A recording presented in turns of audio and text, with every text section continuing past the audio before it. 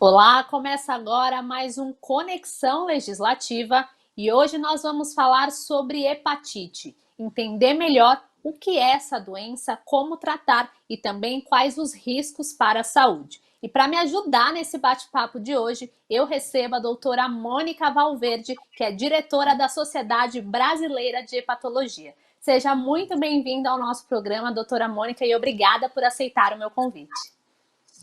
Amanda, muito obrigada a você pela oportunidade, pelo espaço. A gente quer cada vez mais falar para a população sobre esse órgão tão esfinge, vamos dizer assim, que é o fígado, um órgão que não dá sintomas quando está doente, um órgão valente, que vai até o final das forças, até ter 90% dele lesado. Antes disso, você não tem nenhum sintoma. Por isso que é tão importante que a população tenha acesso a esse tipo de conhecimento, de que o fígado deve ser avaliado pelo menos uma vez por ano em todo o mundo, com ou sem sintomas. Bom, você começou falando sobre o fígado, então gostaria que explicasse para a gente de uma forma simples de entender quais são as funções do fígado para o bom funcionamento do organismo. Bom, o fígado tem tantas funções, Amanda, que eu ficaria aqui nessa meia hora inteira dizendo para você funções do fígado, tá? Mas ele tem, por exemplo, uma função fundamental na metabolização de todas as medicações que a gente usa, na metabolização de drogas que a gente tem que utilizar para tratar uma infecção, para tratar alguma inflamação, por exemplo, no caso dos reumatologistas e tal. O fígado tem uma função fundamental na produção de fatores, por exemplo, de coagulação, de vitaminas, e são muitas e muitas e muitas funções, né? Ele produz alguns hormônios, inclusive, fundamentais para vários sistemas do nosso corpo. Mas o mais importante, eu acho, aqui é dizer que ele é um órgão único. E dizer que depois da pele, o maior órgão que a gente tem é o fígado.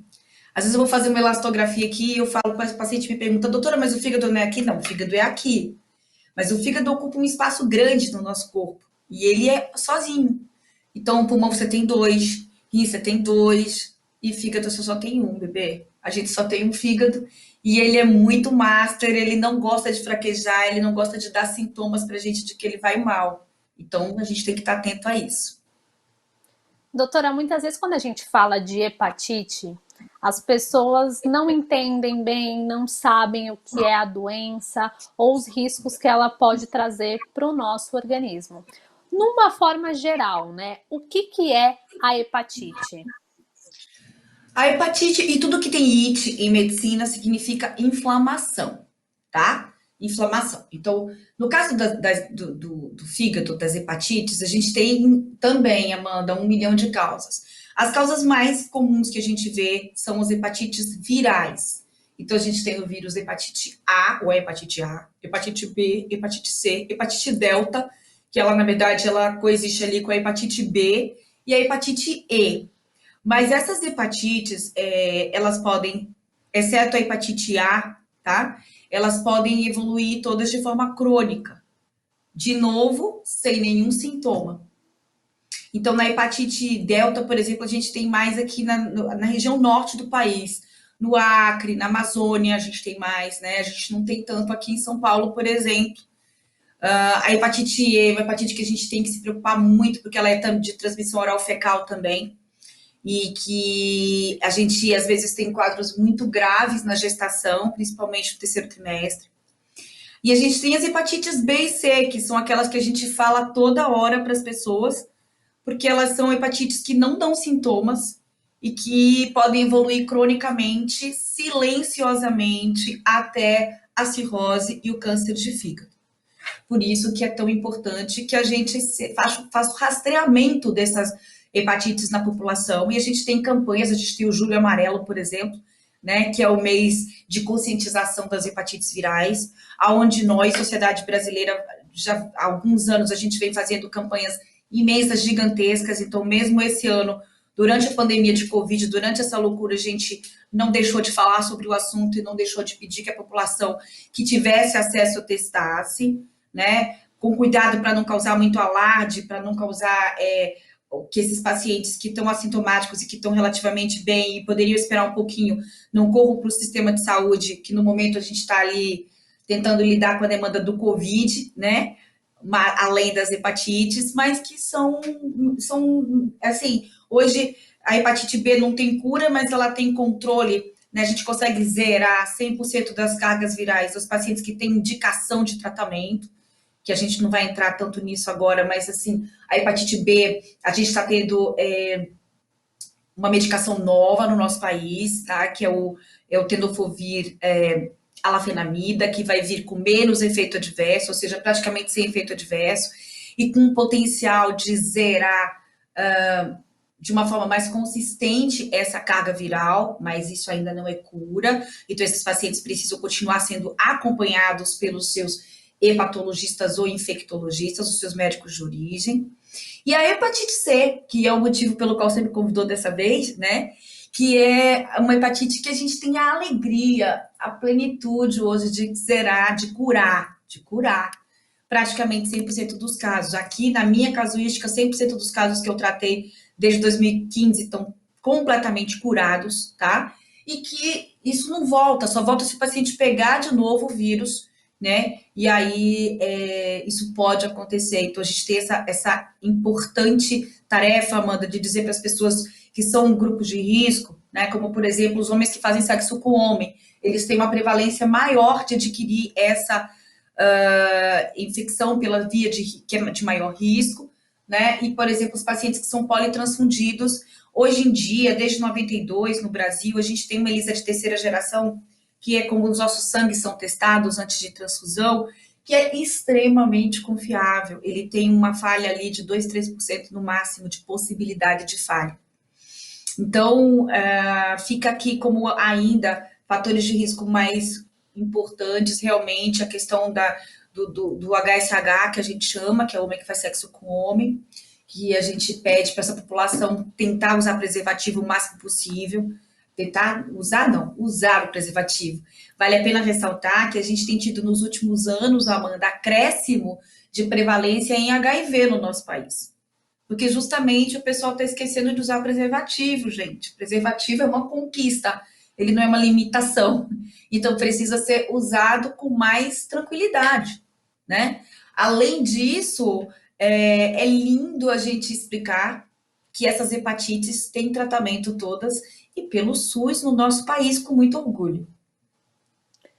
Doutora, falando especificamente da hepatite C, que recentemente foi muito falada na mídia, porque né, os pesquisadores que descobriram o vírus há algum tempo, essa descoberta foi feita, e o prêmio Nobel recentemente, né, prêmio Nobel de Medicina, a esses pesquisadores. Então, gostaria que você falasse da importância dessa conquista, de saber de fato né, o que causa a hepatite C, e também gostaria que falasse sobre a necessidade de sempre estar atento à saúde, de como é que essa doença é diagnosticada.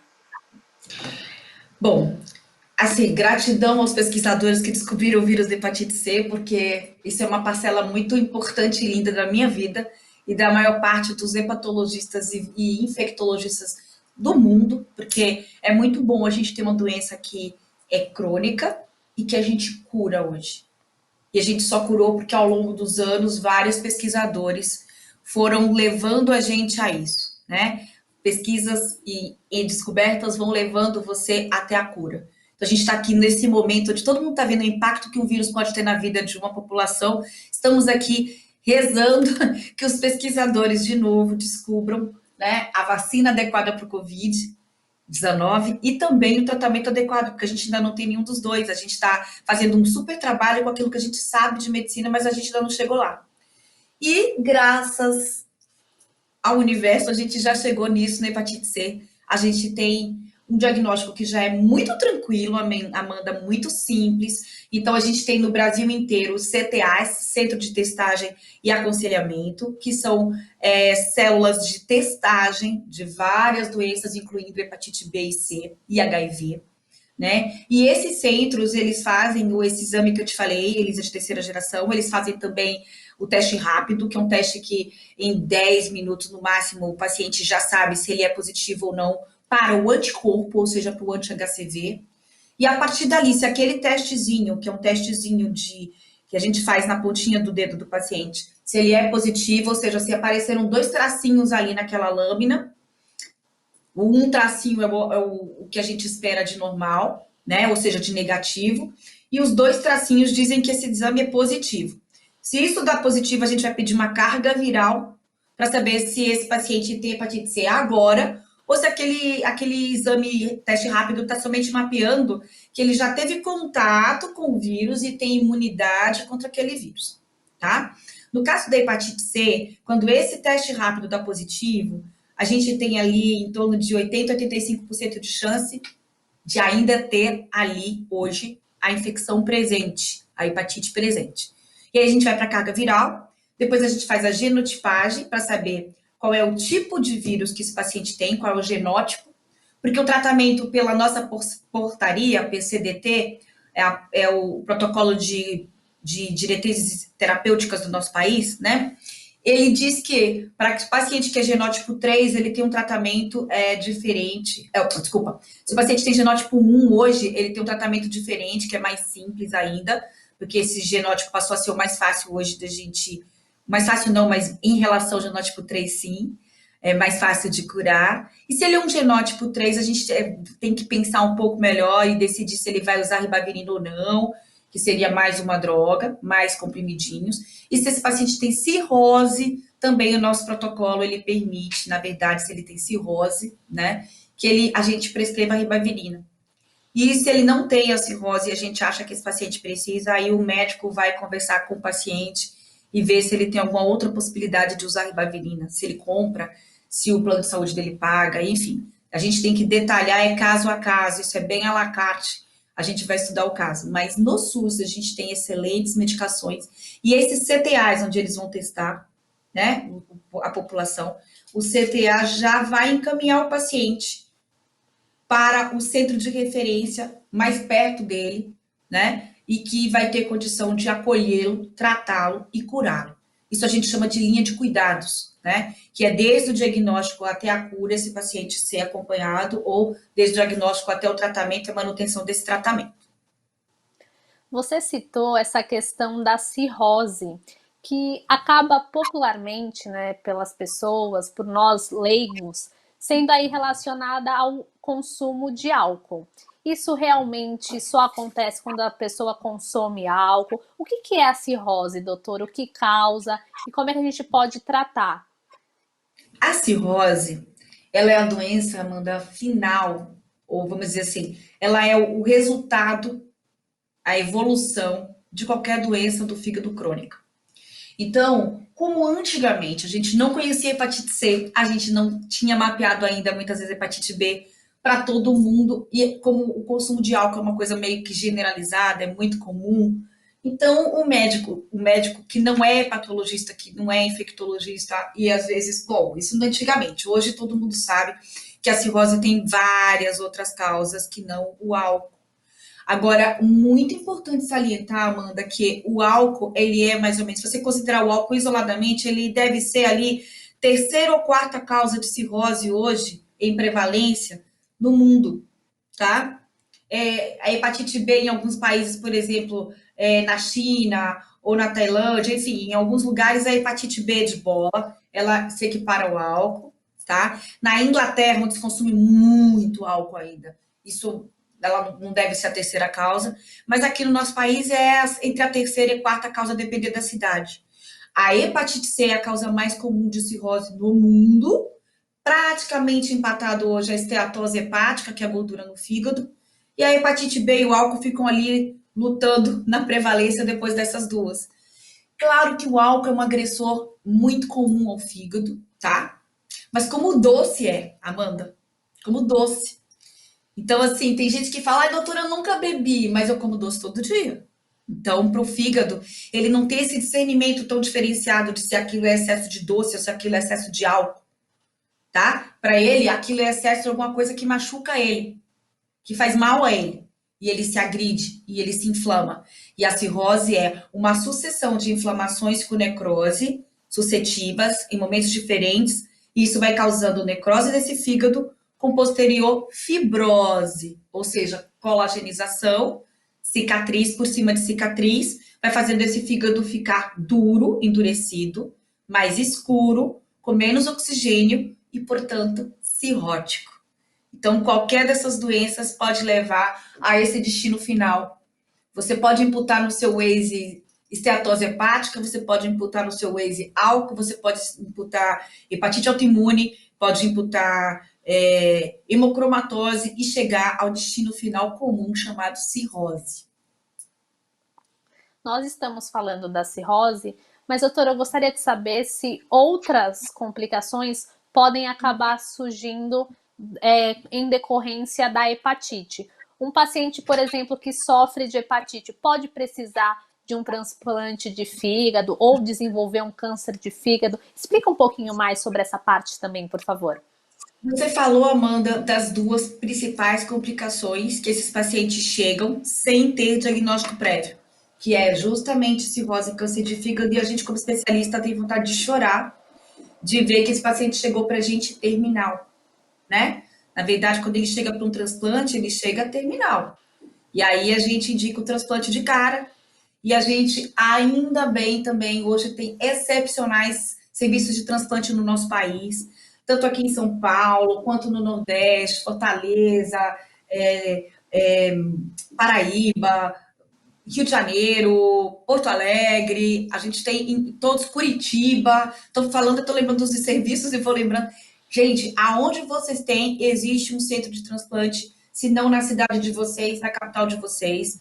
E o nosso país pode ter orgulho também da sobrevida que a gente tem pós-transplante. Mas sim, Amanda, tanto o transplante quanto o câncer de fígado, muitas e muitas vezes a gente atende o paciente de primeira vez aqui no consultório ou no ambulatório, né? Eu sou lá do servidor, meu coração é do servidor estadual de São Paulo. Eu sou médica do Einstein, do Oswaldo Cruz, mas, assim, o servidor é minha casinha, é onde eu aprendi a ser doutora, é onde eu aprendi a ser patologista, e é onde todo dia, hoje, terça-feira, é o dia que eu faço a minha mágica lá. Então, sim, a gente recebe eles de primeira vez, Amanda, com câncer de fígado já e com cirrose, por hepatite B não tratada, por hepatite C não tratada, e principalmente hoje em dia por gordura no fígado não tratada. Doutora, você falou sobre, né, o trabalho nos hospitais, então gostaria de aproveitar e perguntar qual que é, né, o trabalho do hepatologista, porque nem todo mundo sabe que esse é o médico responsável por cuidar do fígado, né? Oi, gente, eu sou hepatologista, somos hepatologistas. Não somos tantos, somos uma sociedade que não é tão grande em volume de especialistas e por isso mesmo o nosso trabalho é gigantesco. Todo hepatologista trabalha muito, porque perto de quantos infectologistas existem, quantos endocrinologistas existem, a gente é uma especialidade ainda pequena. Quase todos de nós viemos da gastroenterologia, mas existem muitos que vieram da clínica médica, que vieram da própria infectologia. A nossa sociedade tem algumas pessoas que são infecto e gastro ao mesmo tempo. Desculpa, infecto e hepato ao mesmo tempo. Excepcionais médicos.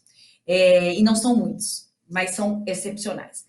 Então, a gente cuida das hepatites, a gente cuida da adição ao álcool, a outras drogas que possam fazer mal para o fígado, a gente cuida da esteatose hepática e a gente cuida da hemocromatose, da doença de Wilson, a gente cuida da hepatite autoimune, a gente cuida das doenças de depósito, doença de Gaucher, outras. Tudo relacionado ao fígado, tá? Então, a cirrose, que é o estágio final, e que, infelizmente, a gente tem dentro da cirrose uma quantidade imensa de pacientes com esse diagnóstico, tá? Que se chama, na verdade, doença hepática avançada, a cirrose. A gente está tentando mudar esse estigma de cirrose, justamente porque, para a população leiga, ela é muito relacionada ao álcool. Muitas pessoas que têm esse diagnóstico, elas se sentem estigmatizadas, porque praticamente está chamando ela de alcoólatra ou de etilista. A gente não usa mais esse termo, né? Porque, assim, é muito raro você ter na população quem não beba nada.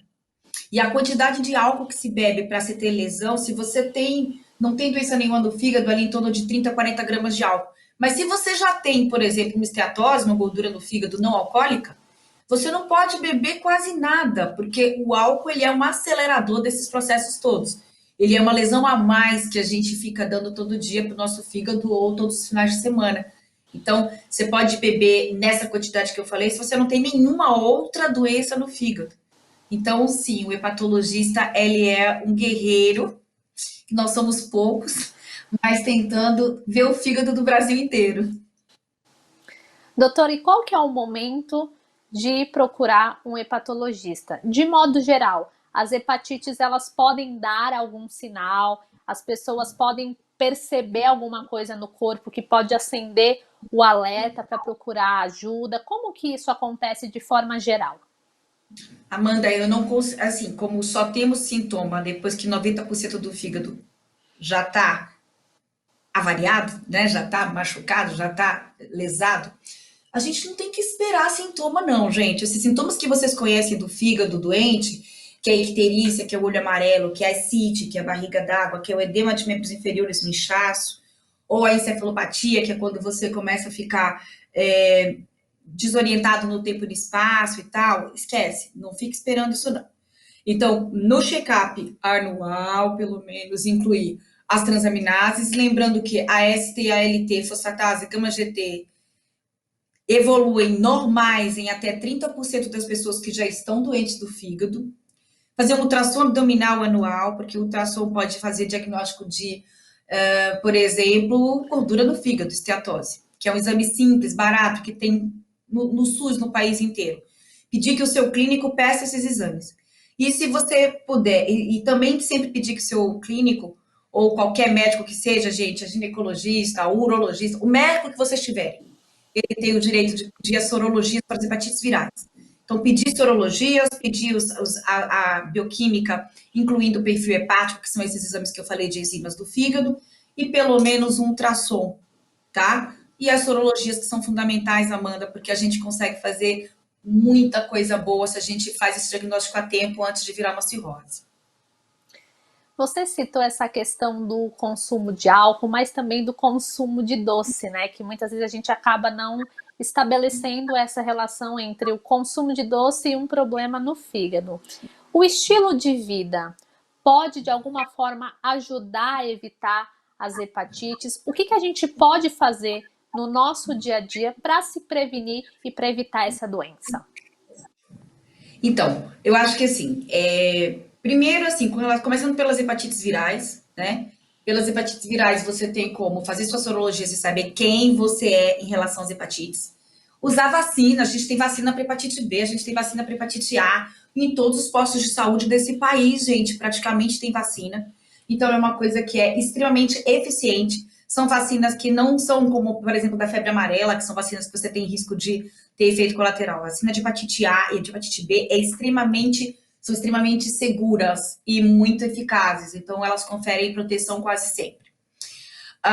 Com relação a estilo de vida, eu falei doce, mas eu falei doce porque é o que eu vejo mais comumente o paciente falar, relatar. Mas é carboidrato, né? É o excesso de massa, é o excesso de feijão com arroz, Amanda. Excesso de feijão com arroz. Ninguém tem que comer feijão com arroz todo dia. Não precisa comer feijão com arroz todo dia. Essa é a minha bandeira, feijão com arroz todo dia. Não!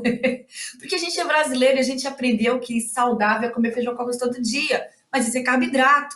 Então, eu, por exemplo, eu como legume com uma proteína de segunda a sexta-feira e eu deixo para comer carboidrato no final de semana. Agora, se você já é diabético, por exemplo, você tem um fator de risco a mais para ter esteatose hepática e cirrose, né? Então, assim, essa população, ela é muito mais afetada. Se você pega a população em geral, 27,5% da população em geral, é de 20 a 30%, Amanda, vai ter esteatose hepática, tá? E quando você pega a população diabética, chega a 70% da população diabética tem esteatose hepática. E aí, o que, que acontece? Esses pacientes passam a vida tomando a medicação e indo para o endócrino sem nunca ter passado no hepato. Isso é um absurdo. É muito importante que, em algum momento, esse paciente que teve esse diagnóstico de esteatose venha a um de nós para que a gente possa mapear o risco que esse paciente tem de evoluir para cirrose ou não e devolver ele para o endócrino com esse novo veredicto ou essa nova previsão de que esse é um paciente que precisa de um controle de glicose mais aguçado ou mais agressivo, né? Hoje o endocrinologista e o hepatologista, eles têm que andar de mão dada, porque a doença metabólica, ela precisa ser acompanhada pelo endócrino, mas a gente precisa mapear qual é o risco desse paciente evoluir para cirrose, porque ele é alto, quase sempre, pelo menos ele ter piora disso, e isso, às vezes, olhar para o estado do fígado, muitas vezes faz com que o paciente tenha uma aderência maior à dieta, faz com que ele beba menos, tá? E a gente faz um exame chamado elastografia hepática, tá? Existem algumas técnicas desse exame, um exame não invasivo. Hoje tem uma portaria da ANS, Agência Nacional de Saúde, que obriga os planos de saúde, desde fevereiro de 2018, que foi uma coisa que a nossa sociedade conseguiu fazer o corpo a corpo com a ANS e fazer a ANS entender a necessidade desse exame, tá? Alguns serviços do SUS têm esse exame, mas as pessoas que têm plano de saúde podem, para não onerar o SUS, inclusive, exigir que seus planos de saúde reembolsem, pelo menos, se eles não têm credenciado serviços de elastografia, mas uma simples elastografia mapeia para a gente quase sempre o risco dessa doença evoluir para uma cirrose. Né?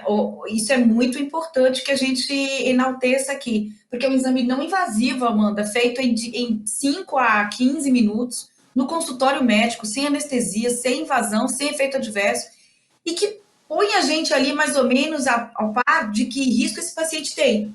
E aí a gente vai para uma biópsia hepática, depois, que é um método invasivo, que é excelente, é excepcional, e que, por exemplo, no caso da hepatite autoimune, a gente precisa sempre fazer, no caso da esteatose, para prescrever medicação, a gente tem que fazer. Eu só não preciso fazer esse exame, a biópsia, se eu tiver um paciente diabético, porque o diabético eu tenho obrigação de medicar ele para o diabetes, ou para a resistência insulínica, que é o pré-diabetes, e com isso esse fígado já começa a melhorar sim.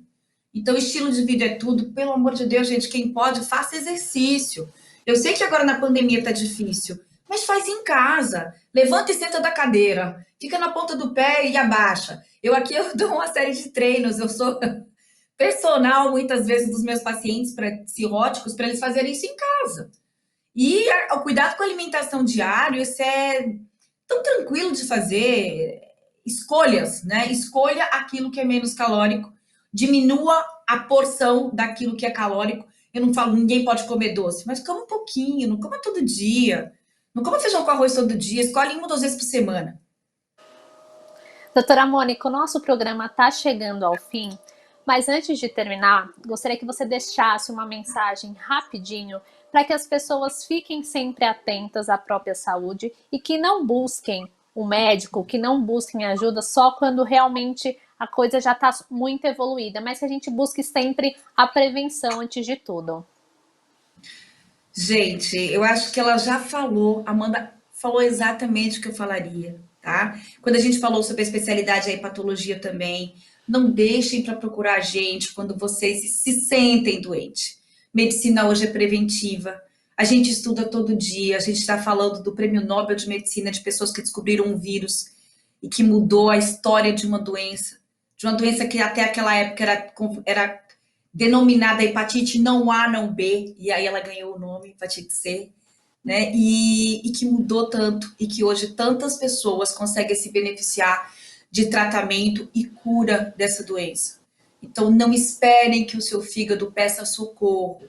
Cuidem dele com amor todo dia, diminuindo a quantidade de álcool, diminuindo a quantidade de carboidrato, feijão, arroz, batata, mandioca, mandioquinha, doce, massa na sua vida.